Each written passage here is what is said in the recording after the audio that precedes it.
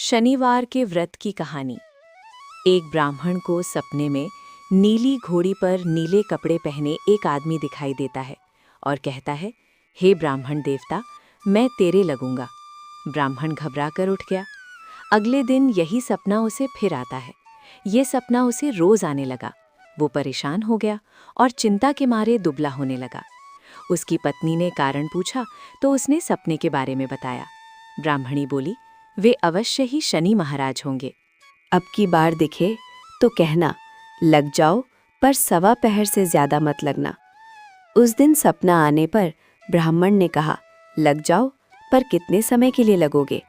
शनि जी बोले, 7.5 वर्ष का लगूंगा। ब्राह्मण ने कहा, क्षमा करे शनि जी, इतना भारी तो मुझसे झेला नहीं जाएगा। तब शनि जी बोले, तो 5 वर्ष का लग जाऊंगा। ब्राह्मण बोला, ये भी मेरे लिए ज्यादा है। शनि जी बोले, 2.5 साल का लग जाऊं। ब्राह्मण ने मना किया तो शनि जी कहने लगे, सवा पहर का तो लगूंगा ही।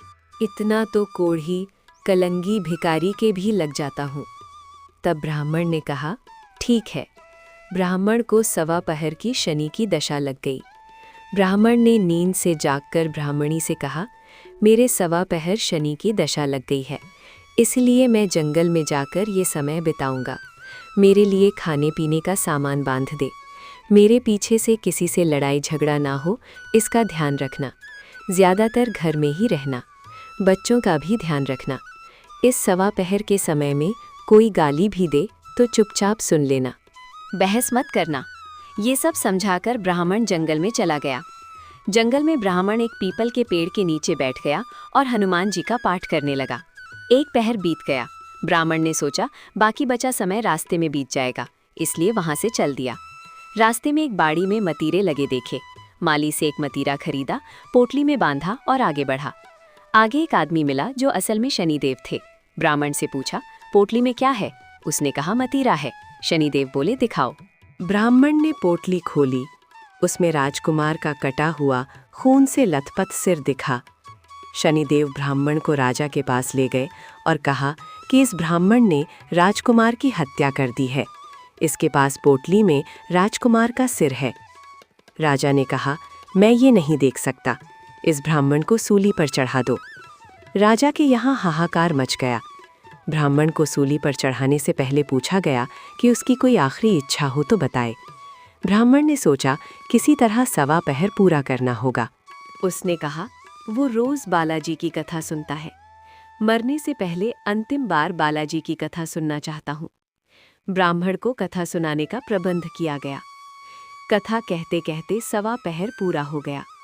शनि की दशा टलते ही राजकुमार शिकार खेलकर लौटता हुआ दिखाई दिया।